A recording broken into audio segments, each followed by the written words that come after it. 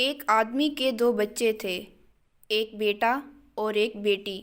بیٹا بہت خوبصورت تھا اور بیٹی بہت بدصورت تھی۔ وہ دونوں نوجوان تھے۔ ایک دن دونوں ایک آئینے کے پاس، جو ان کی ماں کی میز کے پاس رکھا ہوا تھا، بیٹھے ہوئے تھے اور گفتگو کر رہے تھے۔ بیٹا اس عجیب و غریب چیز میں پہلی مرتبہ شکل دیکھ کر بہت حیرت میں پڑ گیا اور خوش بھی ہوا اور بہت دیر تک اپنی شکل دیکھتا رہا۔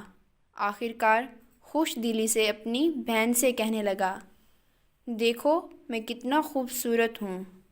اس کی بہن اس کی بات سے بہت ناراض ہوئی۔ وہ یہ سمجھی کہ اس کے بھائی نے اس کی بے عزتی کی ہے۔ یہ سوچ کر وہ دوڑی دوڑی اپنے باپ کے پاس گئی اور بولی، اے ابا، آئینہ دیکھنا اور بناؤ سنگھار کرنا عورتوں کا کام ہے۔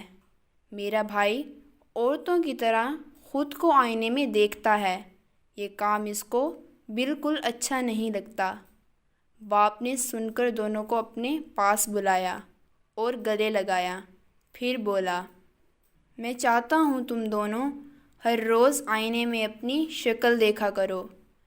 اے بیٹے، اگر آئینے میں تجھے اپنی شکل خوبصورت نظر آئے تو خبردار رہو کہ بدتمیزی اور بد اخلاقی سے تمہاری اچھی صورت کو دھبا نہ لگے۔